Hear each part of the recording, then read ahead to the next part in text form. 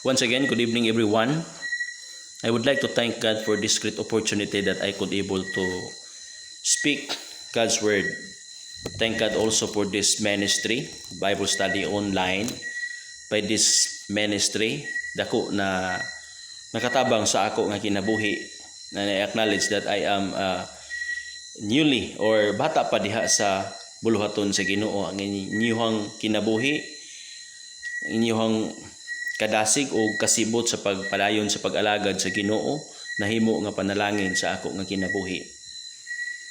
O salamat usab sa ako mga kauban, yung mga pastor sa ilahang makanunayon nga pag-ampo.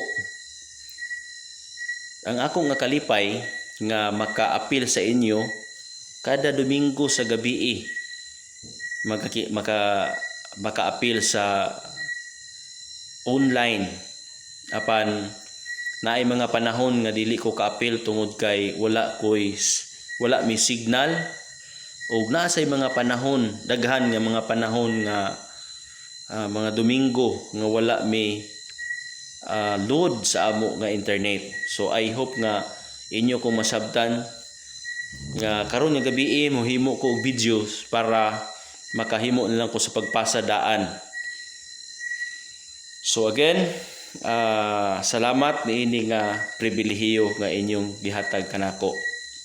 So dili ta maglangan, kung naa kamoy mga Bible, palihog ablihi ang inyong mga Bible diha sa libro sa Exodus chapter 15 verse number 22 to 26. Kung nakita na, ako lang ang magabasa, sundan lang sa inyong mga mata. But sa dili pa, atong hinumduman o atong andamo ng atong kasing-kasing sa pagpamati sa pulong sa Ginoo. Kay ang pulong sa Ginoo nagpahinumdum kanato diha sa Book of Acts chapter 2 verse number 41. Ang anak sa Ginoo malipayon nga nagapaminaw sa pulong sa Ginoo. John chapter 10 verse number 27. Ang karnero sa Dios maminaw sa Ginoo. Amen. So karon nga gabi I hope and pray nga malipayon ta sa pagpaminaw sa pulong sa Ginoo. Di man ko maayo muwali pero pasalamatan ako ang Ginoo tungod kay iya kong gitawag niini nga buluhaton og nagtuo ko dili lisod magwali og mga pastors. Sa karon nga gabi salamat sa oportunidad.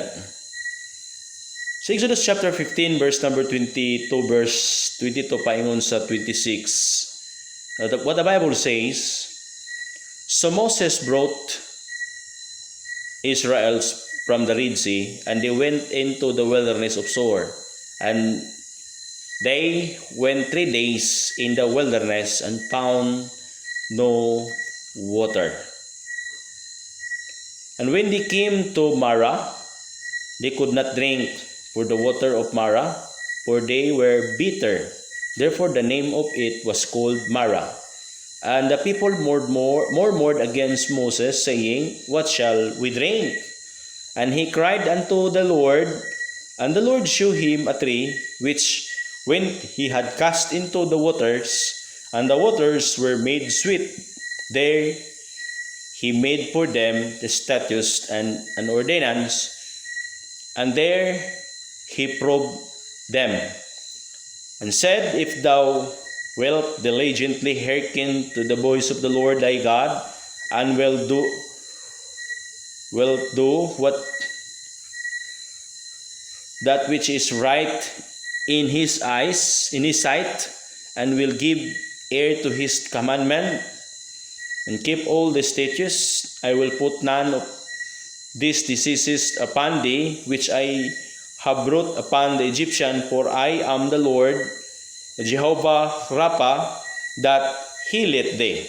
Ginoo, magapanalangin sa pulong atong gibasa, duko ta sa itong mga ulo, piyon sa itong mga mata, magampo tag. Amahan na mo nga langit nun, Ginoo, salamat. Ini nga kahigayunan nga imong gihatag kanamo nga makahimo kami sa pamalandong sa imong pulong, usa sa pinaka importante pangalan Ginoo, usa sa pinaka gamhanan nga pangalan karon nga gabi among pagampo o Dios nga imong ablihan ang among kasing-kasing ug gunahuna, among pagampo, tagaan mo kami, dihugan mo kami og langitnon nga pagsabot, labi na sa imong ubos nga alagad tungod kay wa say mahimo kung wala ang imuhang pagtabang. Gamita ang iyang baba o Dios, iyang dila, kay mawali niya ang imuhang pulong sa klaro ug sayano. Pray nako o Dios nga imong pangalan mabayaw sa amo nga taliwala karon nga gabi. Lord, samtang kami nga magapadayon sa pagpamuhat sa imuhang buluhaton, tagai kami kanunay ug kalipay, kadasig, grasya Ginoo nga mopadayon sa among journey samtang kami magpaabot sa imong pagbalik. Ginoo, nagapadayon ko sa pagampo na ikaw Dios magagamit kanamo sa kahibulungan nimong nga paggamit. Ginoo, salamat niini nga kagabion. Laygon ka, pasalamatan ka kini akong pagampo paghangyo diha sa matamis nga pangalan ni Ginoong Hesus nga akong Dios, nga among Dios ug manluluwas. Amen and amen. So gamay nga background niini nga chapter. God revealed to His people. They were journeying through the wilderness not long after the Lord had liberated them from Egypt. Jehovah Rapha, the Lord who heals. The background of this text is by telling the Israelite deliverance from Egypt and their miraculous crossing of the Red Sea, and they went into the wilderness of Shur, and they went 3 days in the wilderness and found no water. Kung imong tanawon ang background, hisgot kini siya sa mga katawhan sa Ginoo, kasabdihang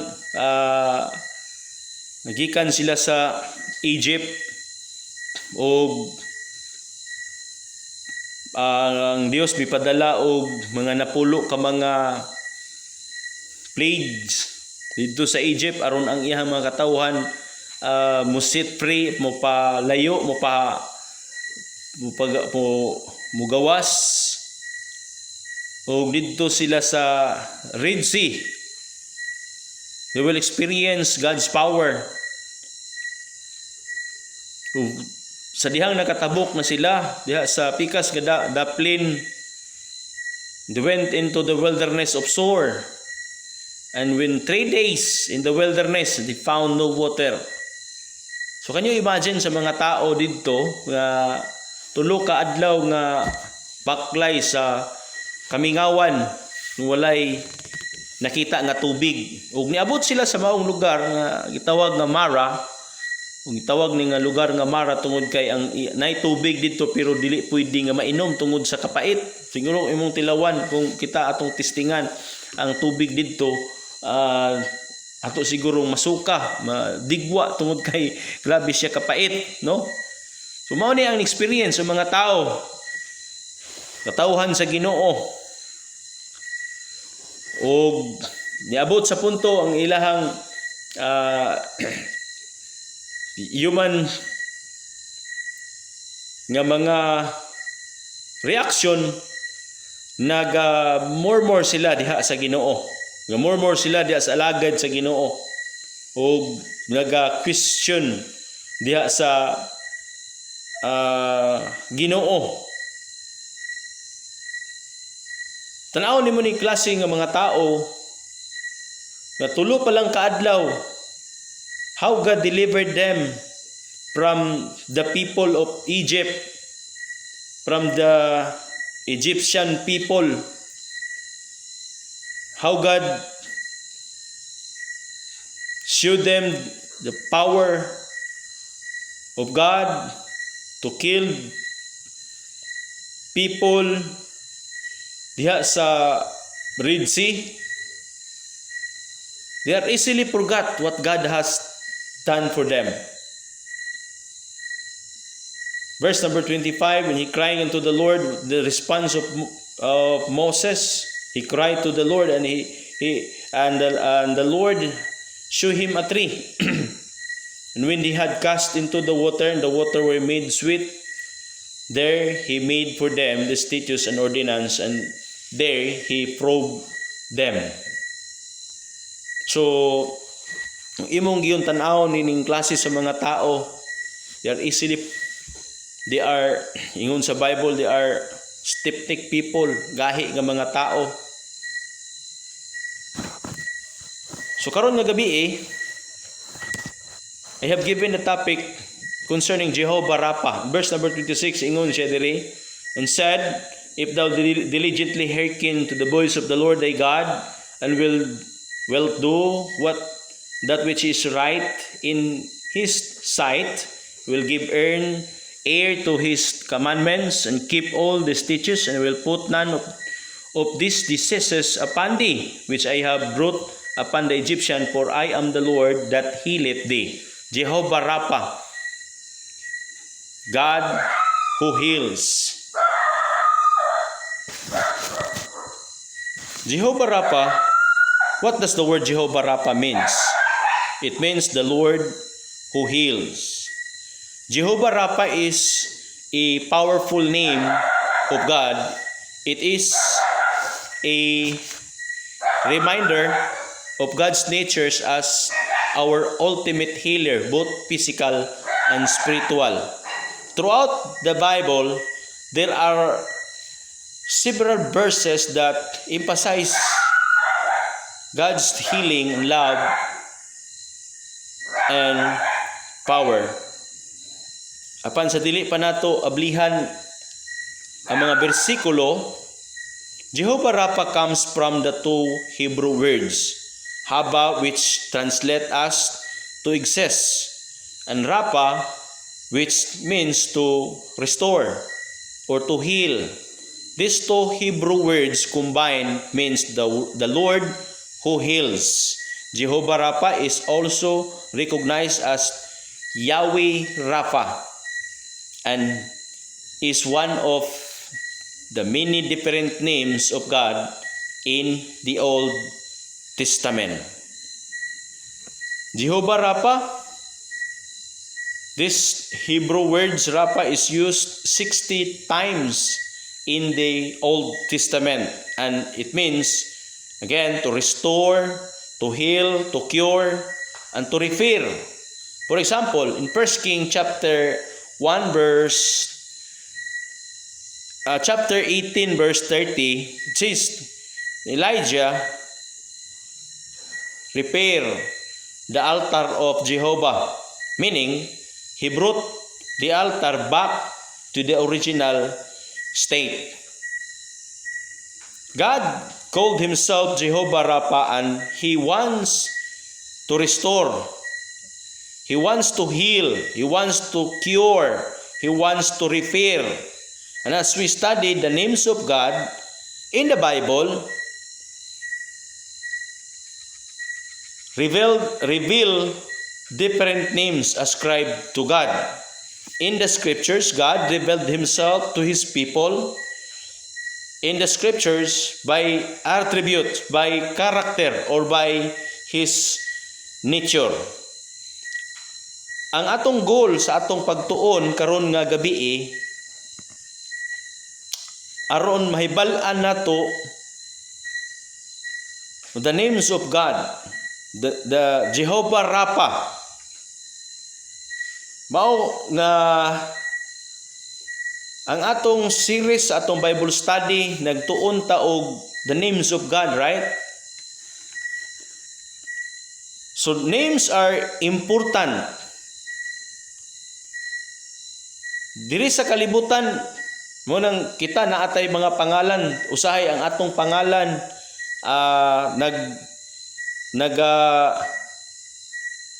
sunod ta sa ato nga mga ginikanan. Usahay atong pangalan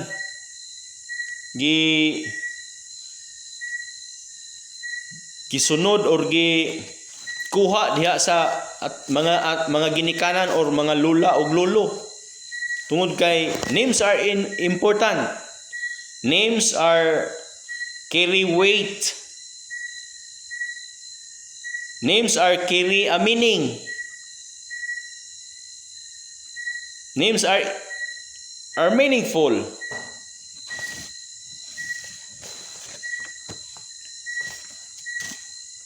Right? So, kung ang pangalan sa tao sa kalibutan importante kaayo,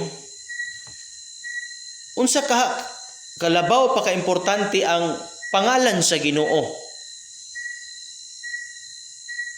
So God's name is very important. The Bible revealed to us a lot of name.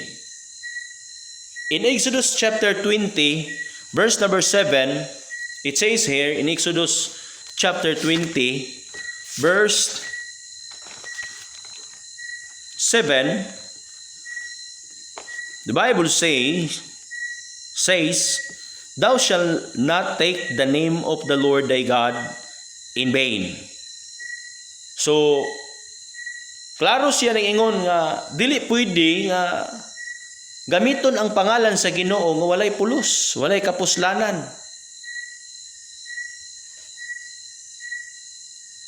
In Matthew chapter 6 verse number 9, isgot ni sa kang sa mga disipulo nga si Christ nagtudlo sa iyang mga disciples nga unsa sa pamagis pagampo. So Christ taught them and said, After this manner therefore pray ye, Our Father which art in heaven. So God's name is holy. God's name is hallowed. The name in Psalms 18 verse 10, the name of the Lord is a strong tower. So, the name of God is strong. In Proverbs chapter 8 verse 1, Our Lord, how excellent is thy name in all the earth. So, God's name is meaningful. God's name is holy. God's name is strong. God's name is excellent. God's name are revered. God's name is precious. So, mga butang karon nga gabi, mga butang atong tun-an, kamatuoran nga atong matun-an about the names of God, Jehovah Rapha. So unsa man yung mga butang atong matun-an about the names of God? Una, we pray and serve a God that stronger than any diseases that to me have. It means walay mga balatian nga makabuntog sa Ginoo or makadaog sa Ginoo. Tanan mga sakit, balatian, kaya ayuhon sa Ginoo. Walay mga balatian nga dili niya kayang ayuhon. Am I right? Because He is a Jehovah Rapha. Walay mga butang, walay mga balatian nga dili niya maayo. So maunang kanunay ta nga moampo diha sa Ginoo, mosalig diha sa Ginoo tungod kay He is a God, na Jehovah Rapha, nga muayo sa ato nga mga balatian. Tingali parihat ang mga estado sa kinabuhi karon. For me, I am suffering itawag nga asthma. Last conference nga nag-appeal ko, si Berto nga mga balatian nga naa sa ako, na ako'y asthma ato. But I thank God Salamat ko sa Ginoo tungod kay ang Dios matinumanon siya sa ako nga kinabuhi. Gihatagan ko niya grasya, gipamatud-an niya pinaagi sa iyang pulong nga He is a Jehovah Rapha, the Lord who heal. O the Lord Jesus Christ in the New Testament, the four gospel, He Himself, ayon niya ang mga buta, mga bakol, mga klase-klase nga mga balatian. Even he raised the dead. He raised the dead. Iyang gibuhi ang patay. Means Jesus Christ was shouting that I am the Jehovah Rapha in the Old Testament. I am what I am. My fellow pastors, the God of the Bible in the Old Testament, ang Diyos ni Abraham, Isaac, ni Jacob, ang Diyos nga ilang na-experience how God delivered His people from the Egypt.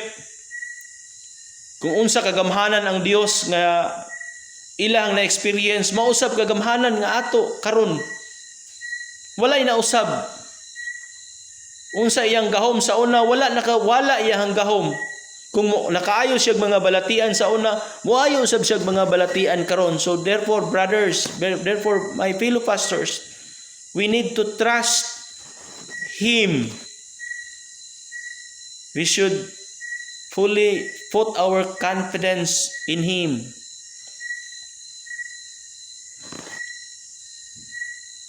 So don't hesitate to pray to the powerful God, the Jehovah Rapha, for healing. Dili nato gitawag nga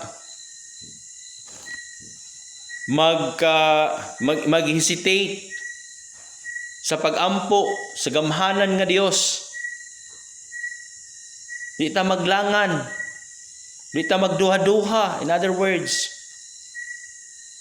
to come Jehovah Rapha to heal us what sickness that we have.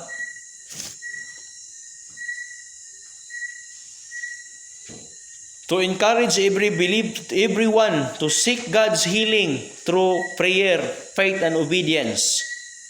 So, maupod ni ang truth nga atong makita diha maron sa pagdasig sa matag usa kanato nga mupangita sa Dios nga muayo kanato pinaagi sa pagampo ug pagtuo ug pagsunod sa iyahang kagustuhan. To encourage everyone to have faith in God's healing power and step out in obedience to His word. Pud ni maka truth nga tumakita mga igsuon, to encourage everyone to have faith in God's healing power and step out in obedience to God, to His word. To emphasize the importance of surrendering our lives completely to God and trusting in His timing and plan for healing. Proverbs chapter 3 verse 5 and 6 ingon sa Bible, trust in the Lord with all thine heart. Trust sa Ginoo. In Isaiah also 55 verse number 8 and 9, ingon ang pulong sa Ginoo, ang dalan sa Ginoo dili ang atong dalan, ang plagi sa Ginoo dili ang atong pamaagi. So we need to trust God. We need to trust Jehovah Rapha, the Lord who heals.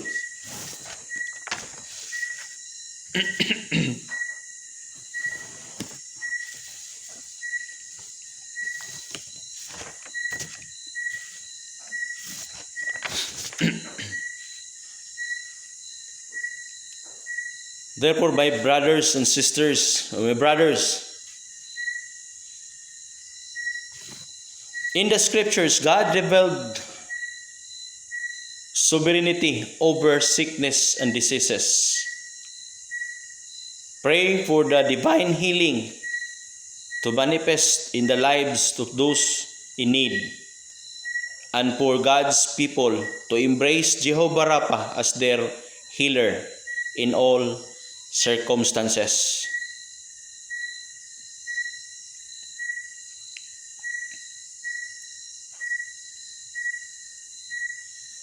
My fellow brothers, I hope nga ang pulong sa Ginoo nag-remind ni sa ato, naghatag sa ato og pagtulunan nga dili ta mahadlok, magpadayon ta sa pag-alagad sa Ginoo nabisan unsa nga sitwasyon sa ato nga kinabuhi, nabisan dili pa nato masabtan sa ato nga panghuna-huna, mupadayon ta sa pag-alagad sa Ginoo tungod kay natay Dios nga atong gisaligan, Dios nga nag-atiman kanato, Dios from the Bible, Dios nga nagapadayag sa iyahang pulong na kanato nga dili ta niya pasagdan ug dili ta niya biyaan. I hope nga ang pulong sa Ginoo nag-remind ni sa ato, nagtudlo ni sa ato, nagdasig ni sa ato, maga-pray ta diha sa Ginoo. Dear God, thank you for this time again. Thank you for your word. I pray ang imong pulong Ginoo dili kini mo labayng kawang sa amo nga kinabuhi, and even your servant. Lord, thank you for this message. I pray paliho Ginoo, tabangi mi mong salig mi diha kanimo o Dios. Salamat gid kaayo sa imong pulong. Salamat gid kaayo Ginoo nga imo kaming gibutang diha sa imong buluhaton. Let it be again, Lord, ang imong pulong musing sa amo nga kasing-kasing. Thank you, and all this, Lord, I ask and pray in Christ's most precious name. Amen. Salamat o again, maayong gabi sa inyong tanan. God bless you all.